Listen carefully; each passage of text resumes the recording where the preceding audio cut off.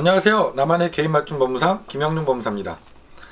이번 시간에는 상담 전화 오시는 분들 중에 영업용 택시 기사님들이 많이 계시거든요.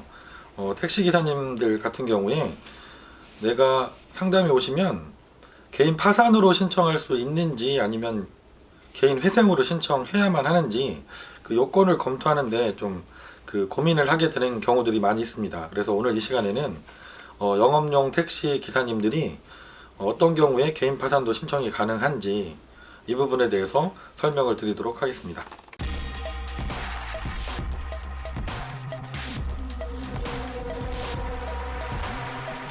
우선 최근에 제가 개인 파산으로 신청해서 면책 결정까지 받아들인 택시 기사님의 사례를 간단하게 한번 말씀드려 보면요.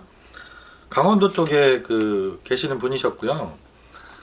이분이 몸이 좀 불편하신 데가 있으셨어요. 그래서 병원도 지속적으로 다니면서 치료 중이셨고, 그러다 보니까 일을 장시간 운전하는 게 힘드신 거죠. 그래서 다른 기사님들에 비해서 근로 시간이 좀 적고 일을 많이 못 하시고 계셔서 급여가 상당히 작았습니다.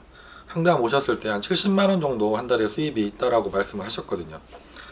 이분이 다른 부양가족은 특별하게 없으셨고 1인 가족이셨기 때문에 1인 가족 생계비는 법원에서 지금 인정하고 계신 게 102만 4천 원입니다. 그래서 그 생계비보다도 못한 소득이 있으셨기 때문에 당연히 개인 파산도 가능하다라고 판단을 하고 개인 파산으로 접수를 했고 면책 결정까지 받았던 사례입니다.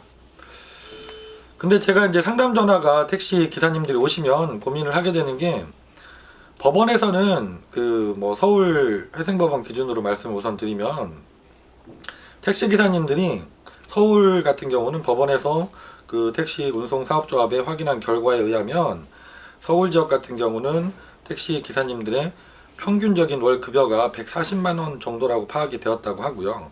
그리고 이제 산학금을 납부하시고 나서 추가로 생기는 수입이 월 평균 60만 원 정도라고 이렇게 파악을 하고 계십니다. 그래서 영업용 택시 기사님들이 평균적으로는 200만 원 정도의 소득이 있다라고 법원에서는 그렇게 알고 진행을 하고 계십니다. 그러다 보니까 소득이 적진 않으시죠. 그러면은 내가 파산으로 신청할 수 있을지 개인회생으로 신청할 수 있을지 판단할 때 중요한 사항이 부양가족이 몇 분이나 있는지, 몇 명인지가 아주 중요한 사항이 됩니다.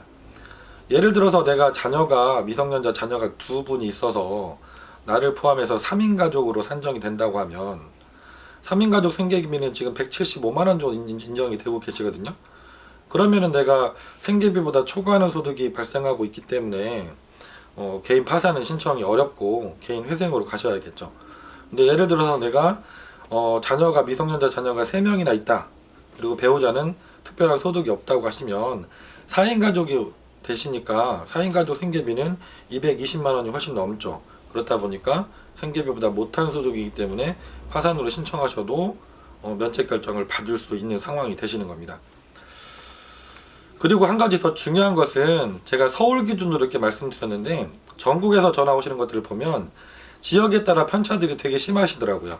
기본급도 많이 차이가 나시고 시골 지역 같은 경우는 기본급이 아주 적으신 경우들이 많이 있으시더라고요. 그 대신 이제 산학금이 적어서 산학금을 내고 나서 추가로 발생하는 소득은 좀 많게 되죠. 근데 이 부분이 문제가 항상 됩니다.